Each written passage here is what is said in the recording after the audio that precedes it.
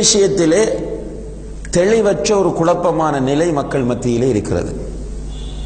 ரசூலுல்லாஹி அலைஹி வஸல்லம் காலத்தில் அந்த குழப்பம் இருக்கவில்லை. ஏனென்றால் ரசூலுல்லாஹி அலைஹி வஸல்லம் அவர்கள் இந்த போதனையை முன்வைத்து அதை ஏற்றுக்கொண்ட மக்கள் தெளிவாக புரிந்து கொண்டார்கள். ரசூல் ஸல்லல்லாஹு அலைஹி வஸல்லம் அவர்கள் வந்திருப்பது எப்படி அல்லாஹ்வை வணங்க வேண்டும் என்பதை நமக்கு சொல்லித் தருவதற்காக வேண்டி. எனவே அவர்கள் ஒவ்வொரு விஷயத்தையும் அல்லாஹ்வுடைய தூதரிடம் கேட்பார்கள். யா அய்யுஹல்லதீன ஆமனு இன்னல்லாஹ வ மலாயிகத்தஹு யுஸல்லூன அலன் நபி யா அய்யுஹல்லதீன ஆமனு ஸல்லு அலைஹி வ ஸல்லிமு தஸ்லீமா என்று குர்ஆன் வசனம் இறங்குகிறது. அல்லாஹ்வும் மலக்குகளும் நபியின் மீது ஸலவாத்து சொல்கிறார்கள். ஈமான் கொண்டவர்களை நீங்கள் அவர் மீது சலாமும் ஸலவாத்தும் சொல்லுங்கள். சஹாபாக்கள் போய் கேட்குறாங்க, யா ரசூலல்லாஹ் சலாம் சொல்லுகிற முறை தெரியும், உங்கள் மீது எப்படி சலாம் சொல்ல வேண்டும் என்கிற முறை எங்களுக்கு தெரியும், ஸலவாத்து சொல்லுகிற முறை தெரியாது, எப்படி ஸலவாத்து சொல்ல வேண்டும் என்று கேட்கிறார்கள். அவர்கள் அல்லாஹ்வை வணங்குவதற்கு அல்லாஹ்வுடைய தூதரை வழியாக எடுத்துக்கொண்டார்கள், வழிகாட்டியாக. ஒரு சிக்கல் இருக்கவில்லை. ரசூலுல்லாஹி அலைஹி வஸல்லம் அவர்களுடைய காலத்திற்கு பிறகு இஸ்லாமிய சாம்ராஜ்யம் விரிவடைகிறது. குறிப்பாக அபூபக்கர் ரலியல்லாஹு அன்ஹுடைய இறுதி காலத்தில் ஷாமுக்கு இஸ்லாமிய தூது செல்கிறது, உஸாமா ரலியல்லாஹு அன்ஹு அவர்களுடைய தலைமையில். அதற்கு பிறகு உமர் ரலியல்லாஹு அன்ஹுடைய காலத்தில் இஸ்லாமிய சாம்ராஜ்யம் மிகப்பெரிய அளவில் விரிவடைகிறது. எல்லா இடங்களுக்கும் இஸ்லாத்தின் தூது செல்கிறது. உஸ்மான் ரலியல்லாஹு அன்ஹு காலத்தில் இன்னும் விரிவடைகிறது. இப்படி விரிவடைந்து செல்ல செல்ல பல சிந்தனை தாக்கம் உள்ள மக்கள் எல்லோரும் இஸ்லாத்திற்குள் வருகிறார்கள். வந்தவர்களில் பெரும்பாலானவர்களுக்கு அல்லாஹ்வை எப்படி வணங்க வேண்டும் என்பது தெரியாமல் இரண்டு விதமான வழிகட்ட கொள்கைகள் இந்த உலகத்தில் தோன்றுகின்றன. ஒன்று, நம்முடைய நோக்கம் அல்லாஹ்வை வணங்குவது, அல்லாஹ்வை நெருங்குவது, எப்படியும் அல்லாஹ்வை வணங்கலாம், எப்படியும் அல்லாஹ்வை நெருங்கலாம் என்கிற சிந்தனை தோன்றுகிறது. இந்த வழியில் தான் சூஃபிகள் தோன்றுகிறார்கள். சூஃபியாக்கள் என்று அழைக்கப்படக்கூடிய அந்த மக்கள் தோன்றுகிறார்கள். அவங்க என்ன செய்வாங்கன்னா, நோக்கம் நல்ல, என்ன நோக்கம்? அல்லாஹ்வை நெருங்குவது. இதற்கு ஒரு ப்ராப்பரான வழி கிடையாது அவர்களிடம். எனவே அவர்களுடைய ஷேக்குகள், அவர்களுடைய உஸ்தாதுகள் எதை சொல்லுகிறார்களோ அந்த அடிப்படையில் அல்லாஹ்வை வணங்குவார்கள்.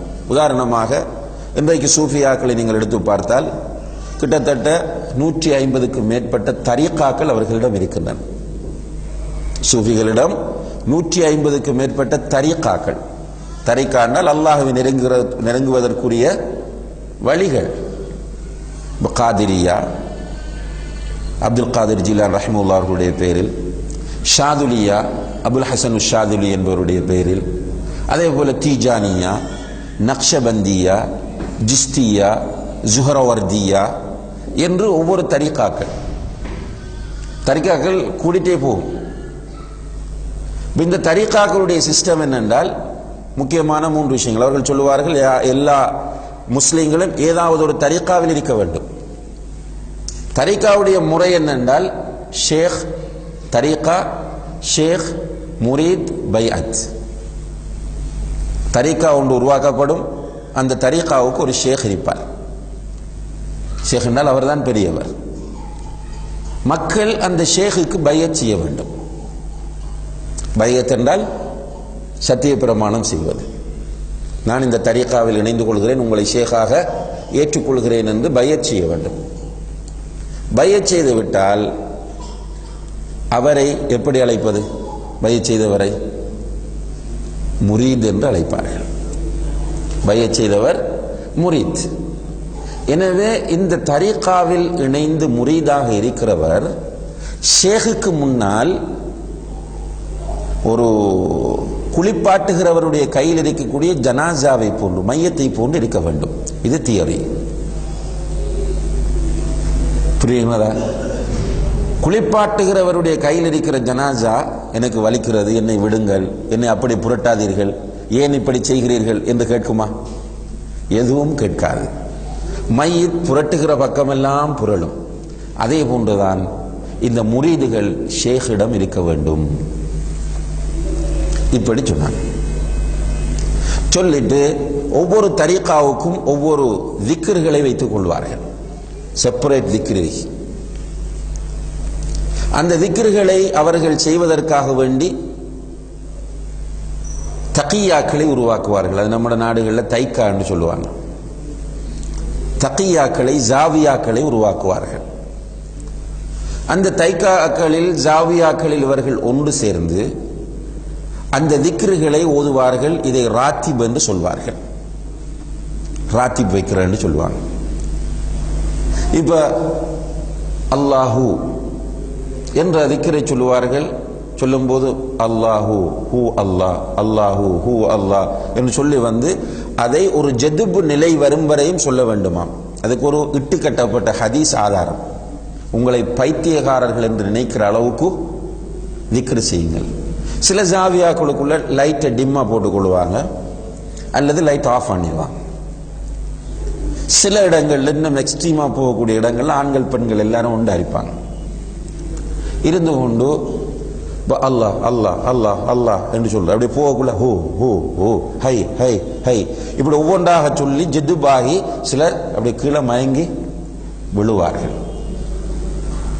அப்ப இது எங்கிருந்து இந்த முறையை பெற்றீர்கள் என்று கேட்டா என்ன சொல்லுவாங்க? அல்லாஹ்வை நெருங்குகிறோம், இபாதத் செய்கிறோம் என்று சொல்வார்கள். இந்த சூஃபியாக்களினால் தான் நிறைய பித்அத்துகள் இந்த சமுதாயத்தில் தோற்றம் பெற்றன. அல்லாஹ்வை நினைத்தபடி எல்லாம் வணங்க முடியும். கபறுகளை போய் ஜியாரத் செய்வது, கபறுகளை தவாஃப் செய்வது. காபத்துல்லா மாத்திரம்தான் தவாஃப் செய்யக்கூடிய இடம். கபரை தவாஃப் செய்வார்கள். இப்படி பல பித்அத்துகளை உருவாக்கி அவர்கள் நினைத்தபடி அல்லாஹ்வை வணங்க ஆரம்பிப்பார்கள். இந்த ஸ்டைலில் உள்ளவர்கள் தான் ராஃபிதாக்கள். ராஃபிதாக்கள் என்றால் யாரு? ஷியாக்கள்ல வேர்ஸ்டான குரு. ஷியாக்களே ஆக மோசமான கூட்டம் இந்த ராஃபிதாக்கள். அதுலேயும் இந்த இமாம் ஹொமைனி என்று நம்ம பழகிட்டோம். அந்த ஹொமைனி ராஃபிதி. சஹாபாக்கள் அறவே இவர்களுக்கு பிடிக்காது. அது இன்ஷா அல்லாஹ் இன்னொரு டாபிக்ல வரும் நமக்கு பின்னால.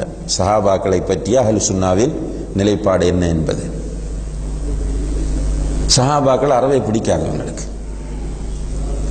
இந்த ராஃபிதாக்களும் இபாதத்துக்கு அவங்களுக்கு ஒரு எல்லை இல்லை. நினைத்தபடி எல்லாம் அல்லாஹ்வை வணங்குவார்கள், இபாதத்துகளை உருவாக்குவார்கள். இதற்கு எதிர் மாறாக அடுத்த தரப்பில் ஒரு குரூப் உருவாகுது. அவங்க என்ன சொல்றன்னு சொன்னால், ஈமான் கொண்டால் போதும், அமல் செய்ய வேண்டிய அவசியம் இல்லை, இபாதத் செய்ய வேண்டிய அவசியம் இல்லை, இபாதத் செய்ய மாட்டான். உதாரணமாக நுசைரியா என்று ஒரு பிரிவினர் இருக்கிறார்கள். நுசைரியா இவங்கள ஷியாக்கள் இருந்து பிரிஞ்சு வந்த கூட்டம் தான் இவங்க. இவங்க இந்த நுசைரியாக்கள் இப்ப அதிகமாக சிரியாவில் இருக்கிறார்கள். இந்த நுசைரியாக்களுக்குள்ள உள்ள ஒரு பிரிவு தான் அலவிகள் என்று சொல்லக்கூடியவர்கள்.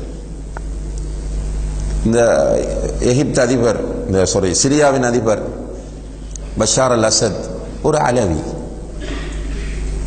அலவியான்ற ஒரு தரிக்காவும் இருக்கு. இந்த 150 தரிக்காக்குள்ள அலவியான்ற ஒரு தரிக்கா இருக்கு, அது வேற.